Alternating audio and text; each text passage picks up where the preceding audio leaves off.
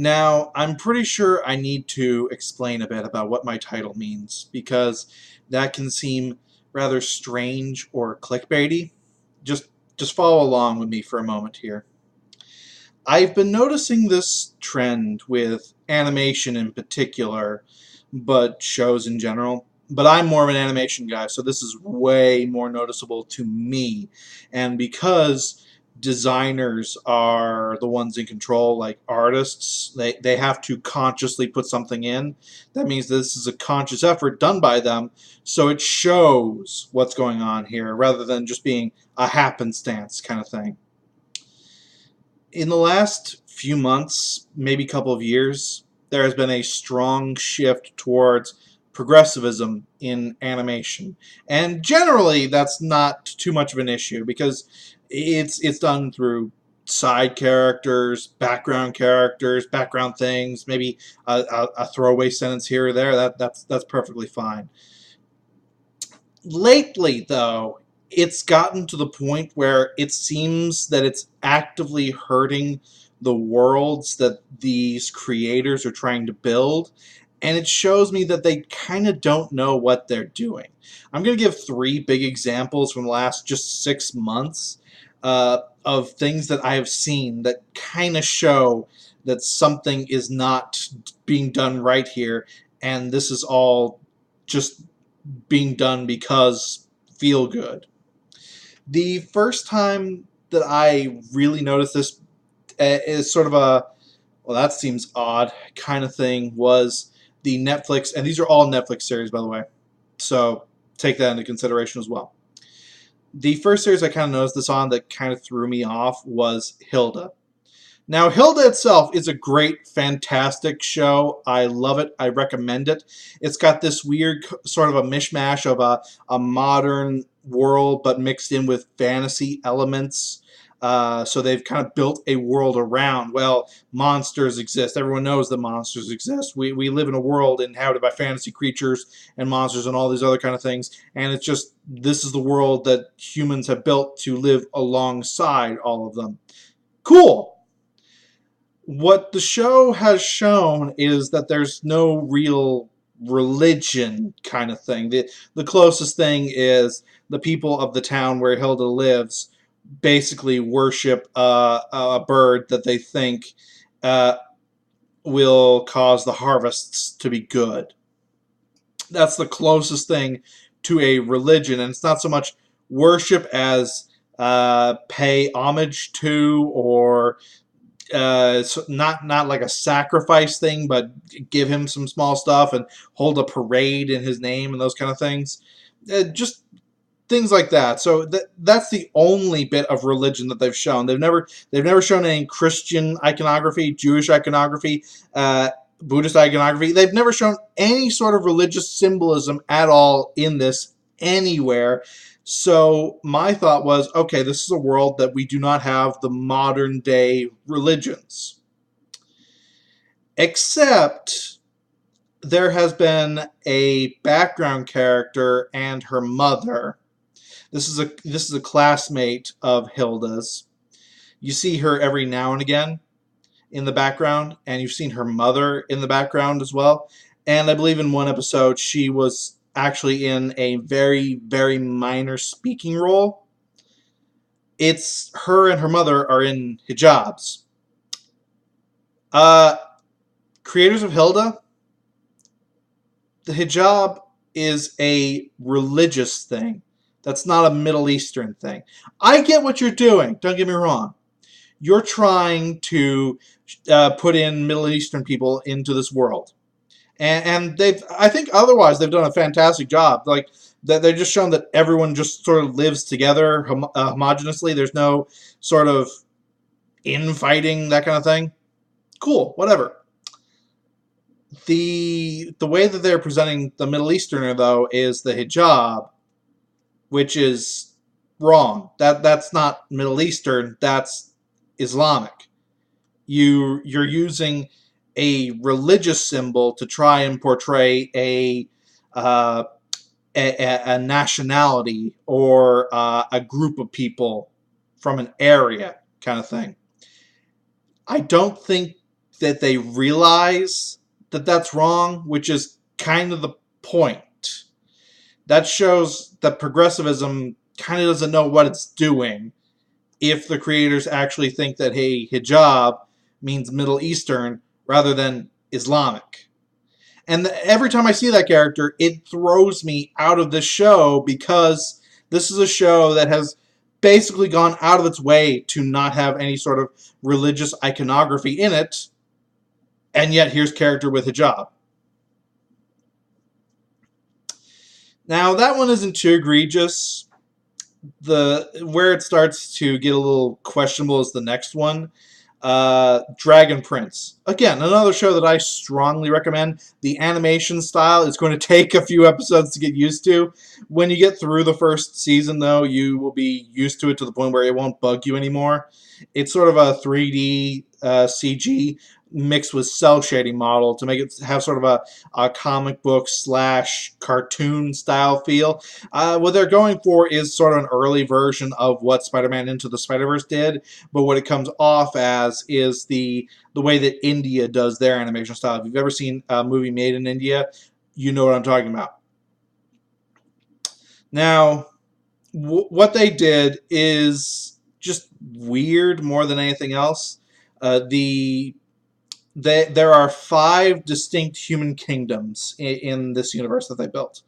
And one of them is ruled by a pair of queens. Now, these aren't 2 separate families ruling together. These are wife and wife rather than husband and wife. And I see no issue with that. They've created a world and a lore where women and men are equal in that regard. So cool, good on that. That does not break the lore of the universe. What kind of does throw it, though, is when they do the 5-nation council thing. It's the daughter of the queens that's there because the queens are dead. Who is she related to exactly? How does this work? And this is where my brain starts to kick into overdrive to try and analyze this thing. And normally I wouldn't, except the entire show, the villain is basically chasing after the 2 princes of the kingdom that they're from, because he can't take control of that kingdom unless the princes are out of the way, because succession laws and right of birth and all that kind of shit. So the show goes out of its way to make you realize that this is old-timey medieval succession law things. Which point I ask, how exactly does the daughter work? Was one of the queens impregnated by some random guy and she's just treated as both of their daughter? Is this from a previous marriage that has not been mentioned? Because there are divorces in this, well, maybe not divorces, but at least wives and husbands dying and remarriage happening in this show. That's the premise of the main family, is that the brothers are half brothers and they look very different. That's how they explained it, which is why I have no problem with that, because they actually bothered to explain that one. More effort was done for that than the entirety of the Fantastic Four movie from a few years back. Anywho, it's not been explained if she's adopted, if she's one of their children and she's being treated as both of theirs. Nothing is said, not even a throwaway line to just try and justify this, which is what ends up confusing me. How does this work? Yes, I'm not saying, oh, lesbian couple bad. I'm saying explain the daughter, because you've gone to great lengths to explain succession laws and all that. But this one you're just leaving here that we should expect that she was just, like, what, birth from osmosis? You need to explain that, at least. Just a throwaway sentence, and that would fix everything. Which, once again, progressive people don't seem to think about this kind of thing. They don't think, oh, well, that's going to interfere with our lore. They just throw it in there and expect people to be okay with it, and not even give it a second thought. That's not how most people, especially analysts, like myself, work. But even then, even if that was the key thing there, if that was the biggest thing in the last few months, that wouldn't be too much of an issue. It would just be kind of weird that they were messing up their lore that much, but whatever. The show that did it the worst, and the show that made me make this video, was She-Ra. Because, of course, everything terrible about progressivism in animation seems to come back to She-Ra. I don't know what it is about that show, but it is like the worst example of how not to do a progressive animated show in current year. And it's not like I'm trying to hate this show. I have given it every opportunity I can to like this show. I want to like this show. I grew up with the original He-Man and She-Ra. I want to love this. I love the remake of the He-Man series. I grew up with the original Thundercats. I love the remake of the Thundercats series. I want to love the remake of the She-Ra series, but they're not letting me. What they did was they had an episode with Bo's parents. Bo's parents are a couple of gay guys. That's fine. I don't give a shit. Cool, good on you. You're showing a progressive universe. You're showing a universe that you've already established has a lot of gay couples in it. Good on you. Here's where it gets a little weird and they don't explain anything. Bo looks exactly like both of his dads. How the fuck does that work? To the point where he, in his normal warrior outfit, is dressed like them, heart motif and all. He looks exactly like both of them. That's not how gay couples work. I know you're trying to be progressive. I know you're trying to be inclusive. You have not established that they are all from this one kind of tribe that all looks similar, and that Bo is adopted. It's never mentioned that Bo is adopted. It's never. It's mentioned that he has a lot of brothers. We've never seen them, so we don't know if it's the same thing. So because nothing is said and nothing else is shown, all we have is that Bo looks exactly like his dad's, which shouldn't be possible because biology. And this is kind of what upsets me, and this is where I just threw in the towel and decided to make this video. It is, this feels like less an attempt at trying to be forward-thinking and trying to normalize homosexual relationships or minorities appearing in things. And it feels more like, we didn't think about this, we just threw them in because tokenism. That's honestly how it comes off, as insulting, as demeaning, and as pure tokenism. That's, and I know that that's not what they're trying for, but you have to fucking think if you're going to do this shit.